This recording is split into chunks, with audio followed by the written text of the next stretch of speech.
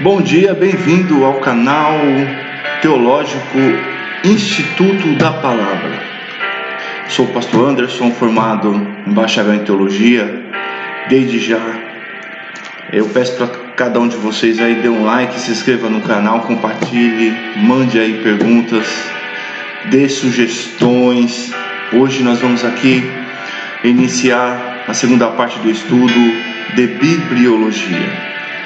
Mas antes vamos estar lendo aqui o livro de Isaías, capítulo 34, versículo 16, que diz assim: Buscai no livro do Senhor e lede, nenhuma destas coisas falhará, nenhuma e nem outra faltará, porque a minha própria boca o ordenou, e o seu espírito mesmo as ajuntará.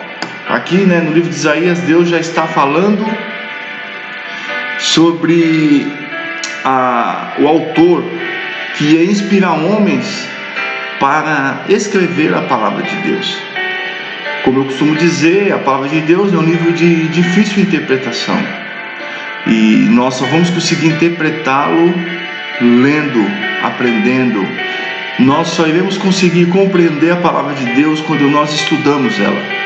E é por isso que o Instituto Teológico Luz da Palavra, o canal, ele se preocupa muito em trazer o ensinamento da palavra de Deus com a maior simplicidade possível. Para quê? Para que você tenha uma fácil compreensão, para que você tenha uma percepção melhor.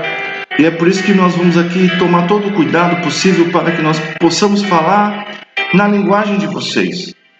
Qual é o intuito do Instituto Teológico Luz da Palavra? É levar a palavra de Deus para as pessoas que têm para a fácil compreensão das pessoas, perdoe a fácil compreensão. Então, eu espero que vocês aí me ajudem, gente. Divulgue o canal, compartilhe aí, dê o like aí, ajude o canal, porque quando você dá o like, quando você compartilha, o YouTube vai entender que o canal ele tem boas intenções. Então, se você não fazer isso, você não vai me ajudar.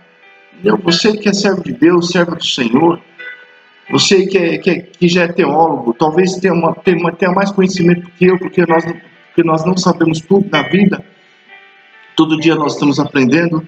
Então eu peço para vocês aí, ajude a divulgar o canal. Então vamos lá, Vamos lá. Conceito geral de bibliologia. O nosso assunto é o estudo introdutório e auxiliar das Sagradas Escrituras para sua melhor compreensão. Olha só, o canal ele vai tratar para que você tenha uma fácil compreensão. E também chamado Isagoge nos cursos superiores de teologia. Esse estudo é chamado de Isagoge. Olha só, esse estudo auxilia grandemente a compreensão dos fatos da Bíblia. Um ponto saliente nele é a história da Bíblia, de como a Bíblia chegou até nós. A necessidade desse estudo é que, sendo a Bíblia um livro divino, veio a nós por canais humanos, tornando-se assim divino-humano. A Bíblia é divina-humana. Por quê? É um livro divino, que levou inspiração aos homens para escrever. Para quê? Para que chegasse até nós. Então teve um trabalho aí. Teve aí vidas, dedicações. Tornando-se assim divino humano, como também é a palavra viva. Cristo, que se tornou também divino humano. Está lá em João 1 e Apocalipse 19:13. Está lá em João 1, João 1 fala: no princípio era o verbo estava com Deus, e o verbo era Deus, e o verbo se fez carne e habitou entre nós. Através da Bíblia, Deus se revela em linguagem humana, para que o homem possa entendê-lo. Por essa razão, a Bíblia faz alusão a tudo que é terreno e humano. Ela menciona países, montanhas, rios, desertos, mares, climas, solos, estradas, plantas, produtos, minérios, comércio, dinheiro, línguas, raças, usos, costumes, culturas, etc. Isto é Deus, para fazer-se compreender, vestiu a Bíblia da nossa linguagem, adaptando ao modo humano de perceber as coisas. Abri aqui um parênteses aqui agora. Olha só que interessante. Deus, ele se preocupa em trazer a palavra dele na nossa linguagem para fácil compreensão. Porque eu aqui, pastor Anderson, vai levar uma mensagem para você e eu vou complicar o seu entendimento. Não é esse o intuito do canal, o Instituto Teológico Luz da Palavra. Não é isso. O intuito do canal é que você compreenda, porque tem pessoas que têm dificuldade de compreender. E realmente a Bíblia é um livro de difícil interpretação. Não é fácil você interpretar a Bíblia. Se fosse um livro tão fácil de interpretar, não existiria estudos. Não existiria formas para ler. E aqui no estudo vai dizer que Deus, ele se preocupa em vestir a Bíblia com o nosso entendimento. Olha só, através da Bíblia, Deus se revela em linguagem humana, para que o homem possa entendê-lo. Por essa razão, a Bíblia faz alusão a tudo que é terreno e humano. Ela menciona países, estou aqui repetindo. Olha só, ela menciona países, comércio, desertos, mares, climas, solos, estradas. Olha só. Então assim, Deus, ele se preocupa, irmãos, em detalhe por detalhe, para que nós possamos entender. A Bíblia é, sem dúvida, um dos mais apreciados legados literários da humanidade. Não existe, irmãos, outro livro, não existe livros que substituem a Bíblia. Não existe, porque a Bíblia é um livro completo e vivo, atual. Olha só. Contudo, o seu valor não se firma de maneira substancial no fato literário. A riqueza da Bíblia consiste no caráter essencialmente religioso da sua mensagem, que se transforma no livro sagrado por excelência, tanto para o povo de Israel quanto para a igreja cristã.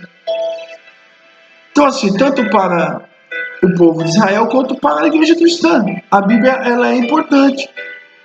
Os profetas têm a consciência de serem portadores de mensagens.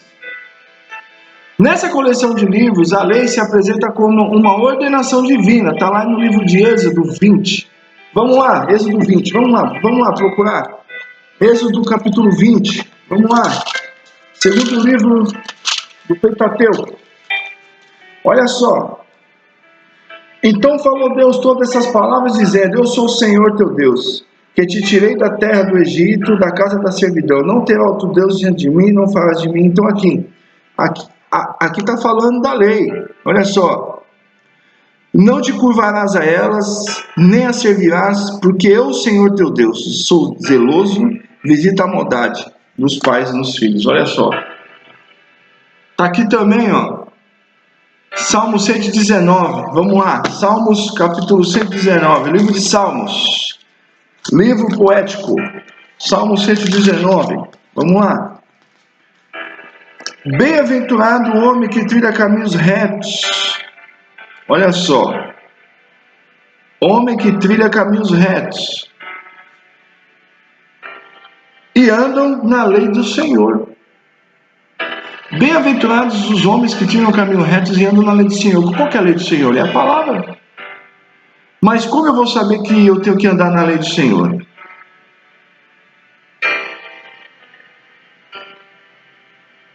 A aprendendo, lendo, buscando. Aqui fala: esses valores religiosos aparecem não só no título das Sagradas Escrituras, mas também na forma que Jesus e, em geral, os autores do Novo Testamento se referem ao Antigo, isto é, ao texto bíblico escritos em épocas precedentes. Isso ocorre, por exemplo, quando lemos que Deus fala por meio dos profetas ou por meio de algum dos outros livros. Mateus 1:22, ou Mateus 2:15, ou Romanos 1:2, ou 1 Coríntios 9:9. Ou quando os profetas aparecem como aquelas pessoas mediante as quais se diz algo ou se anuncia algum acontecimento,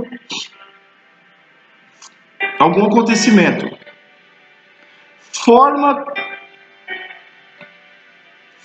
olha só, forma hebraica de expressar que é o próprio Deus quem diz ou anuncia. Também, quando se afirma a permanente autoridade das Escrituras, ou quando as relaciona, especialmente com a ação do Espírito Santo.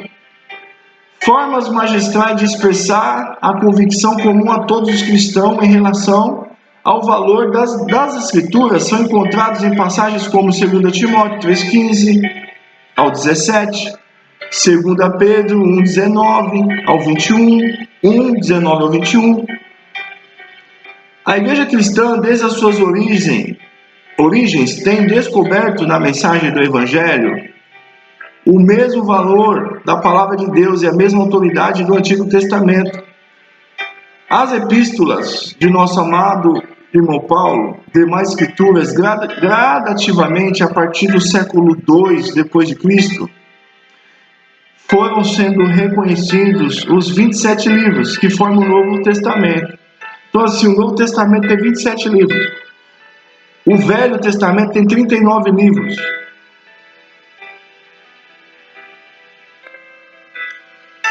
Vamos lá. Tal conhecimento que implica o próprio tempo da presença, direção e inspiração do Espírito Santo. Na formação das Escrituras, não descarta em absoluto a atividade física e criativa das pessoas que redigiram os textos.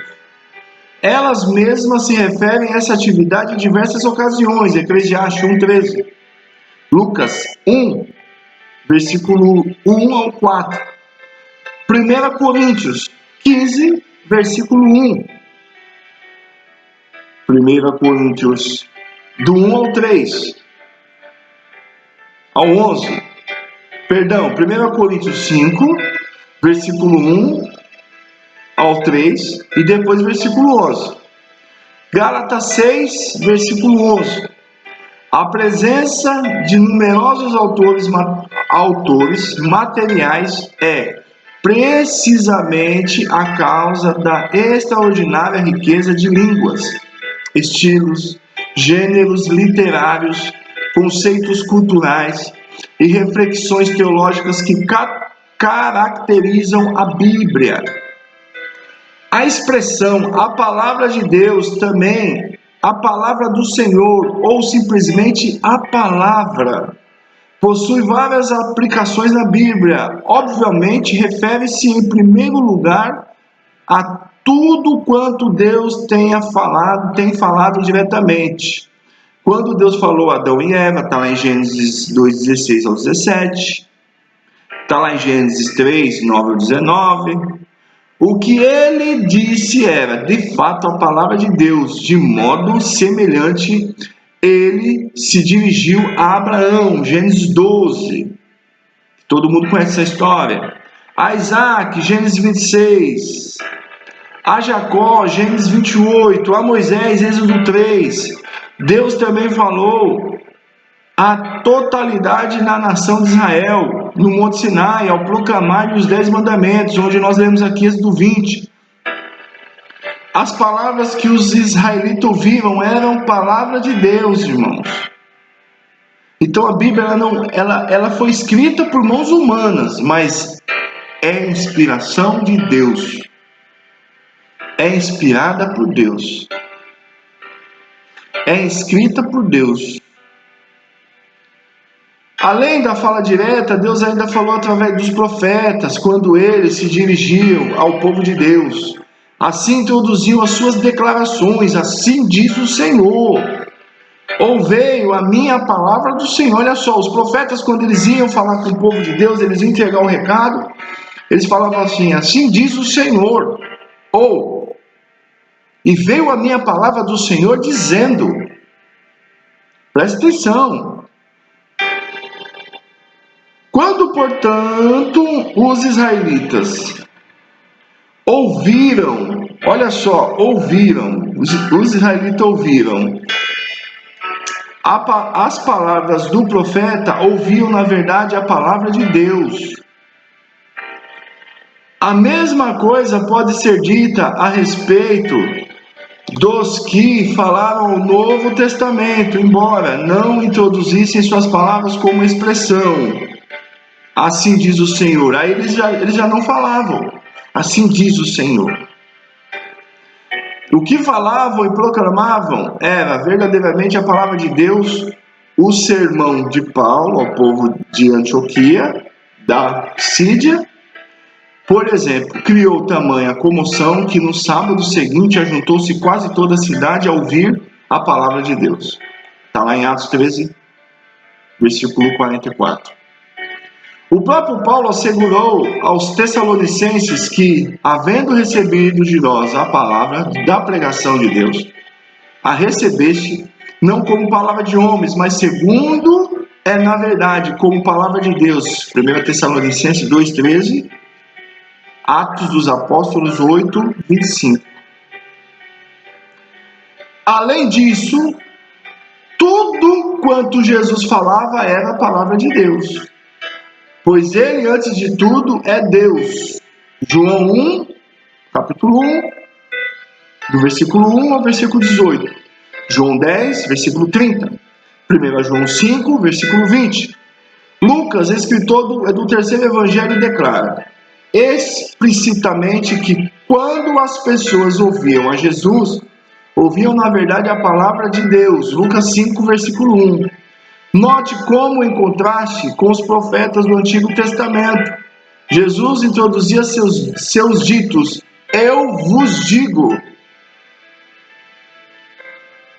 Por que eu? Porque era a primeira pessoa. Lá, com os profetas, assim diz o Senhor. Assim veio a minha palavra do Senhor dizendo. Mas com Jesus não. Eu vos digo, autoridade, palavra.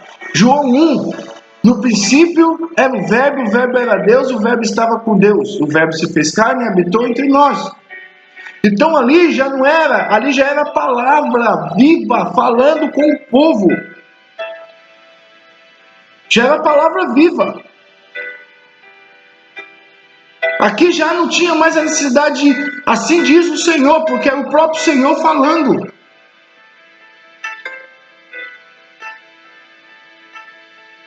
Ali não tinha necessidade de falar assim, ó, assim veio a palavra do Senhor dizendo a mim. Não precisa, eu vos digo, porque é a palavra que fez carne falando no meio de nós. Muito interessante, né, irmãos? Muito interessante. Olha só, mesmo não estando no mesmo nível das Escrituras, a proclamação feita pelos autênticos pregadores ou profetas na igreja de hoje pode ser chamada a palavra de Deus. Pedro indicou que a palavra de seus leitores recebiam mediante a pregação e era a palavra de Deus, 1 Pedro 1, 25. E Paulo mandou Timóteo pregar a palavra de Deus, 2 Timóteo 4, 2. A pregação, porém, não pode existir independentemente da palavra de Deus. Na realidade, o teste para se determinar se a palavra de Deus está sendo proclamada num sermão ou numa mensagem se ela corresponde exatamente à palavra de Deus escrita. O que se diz de uma pessoa que recebe uma profecia ou revelação no âmbito do culto de adoração? 1 Coríntios 14, do 26 ao 32. Ela está recebendo ou não a palavra de Deus? A resposta é um sim. Paulo assevera que semelhantes mensagens estão sujeitas à avaliação por outros profetas. Todavia, a possibilidade de tais profecias não serem palavras de Deus. 1 Coríntios 14, 29. E falem 2 ou 3 profetas e outros julguem. E somente em sentido secundário que os profetas hoje falam sobre a inspiração do Espírito Santo. Sua revelação jamais deve ser elevada à categoria da inerrância. 1 Coríntios 14, 13. Olha só que interessante. Vamos lá. A Bíblia, origem e vocábulos. Irmãos, eu vou fazer aqui só uma parte. Amanhã eu continuo, senão fica muito extenso.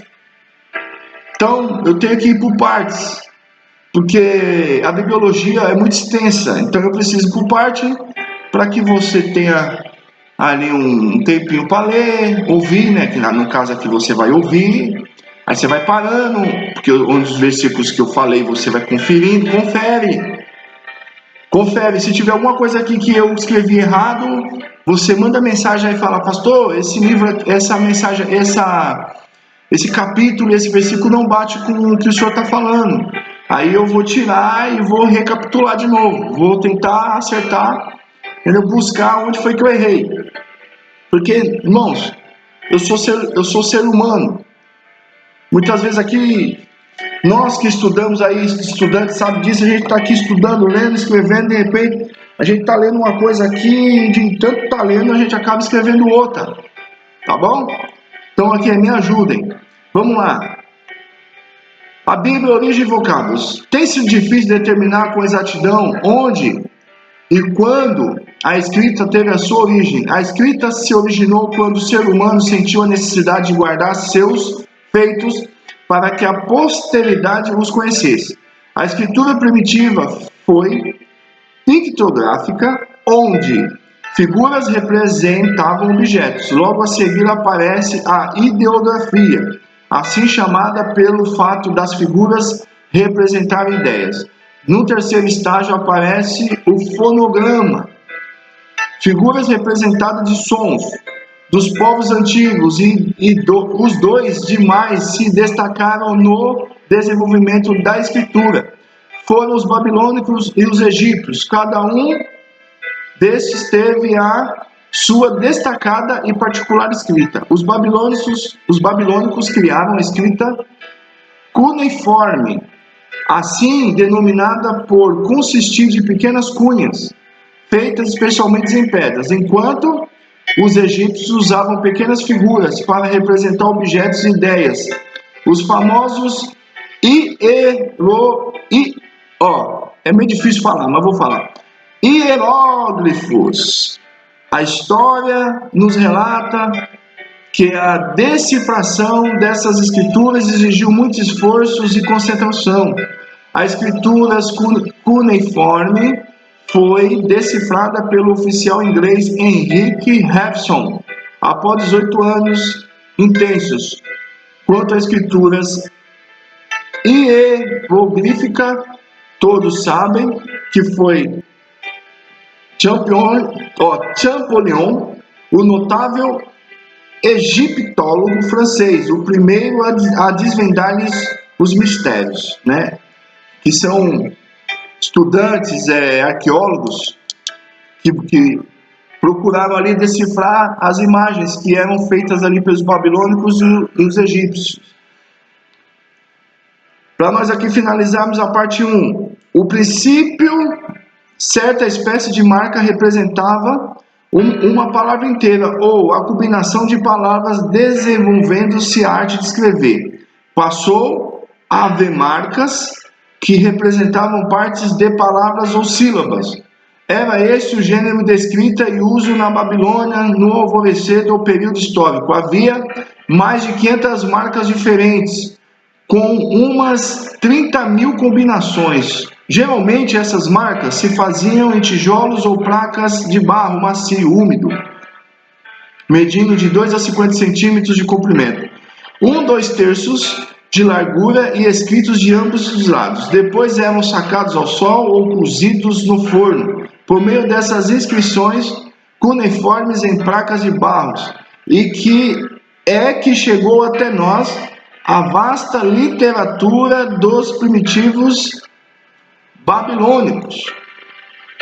Tem sido um assunto bastante controvertido a origem do alfabeto, em geral aceita. Olha só, a origem do alfabeto, que o alfabeto de 22 letras foi inventado pelos fenícios e por eles levado aos gregos e depois aos latinos. Até há pouco afirmava que a descoberta do alfabeto tinha sido pelos séculos 12 ou 11 antes de Cristo, sendo este argumento apresentado para provar que Moisés não podia ter escrito o Pentateuco, visto que em seu tempo não tinha ainda inventado a arte de escrever. Não procede, né? Mas existe os contras, né? Existem os contras. Então, assim, aqui, desde já eu agradeço aí por vocês aí ter dado um like, compartilhado o canal, ter dado aí um joia, mandado aí mensagens. Amanhã eu vou para a parte 3 do estudo de biologia, que é muito extenso, é muita história, é muita informação. Então, assim, eu não posso fazer, que eu preciso preparar o estudo, preciso sentar, preciso ler, preciso... Então, assim, não é uma coisa feita de qualquer maneira, porque eu tenho que ser responsável, como eu disse lá no meu primeiro vídeo. Quando nós tratamos a palavra de Deus, temos que tratar com responsabilidade. Tá bom? Então eu peço para vocês aí, no nome de Jesus, compartilhe, dê um like, mande aí sugestões e vão olhar lá os versículos, os capítulos que eu li. E se tiver alguma coisa fora que eu possa errar, aí vocês me mandam aí uma mensagem que eu vou procurar consertar, tá bom? Que Deus abençoe a todos, tenha um excelente dia e que Deus possa abençoar você, sua casa, sua família, seu ministério, possa abençoar a sua igreja, possa abençoar a sua liderança. E torno a dizer, todos os vídeos eu vou dizer isso. Se a sua igreja tem estudo bíblico, vai. Ouça, aprenda, porque ovelha que não ouve, não pode ensinar. Ovelha que não é liderada, não pode liderar. Ou ovelha que não aprende, não pode ensinar. Não pode falar. Então, ouça, aprenda. Aprender nunca é demais. Amém? Ficam com Deus e que Deus abençoe cada um de vocês e que Deus possa abençoá-lo grandemente em todos os sentidos, em todas as circunstâncias, em todas as áreas da sua vida. Fica na paz de Jesus e até amanhã.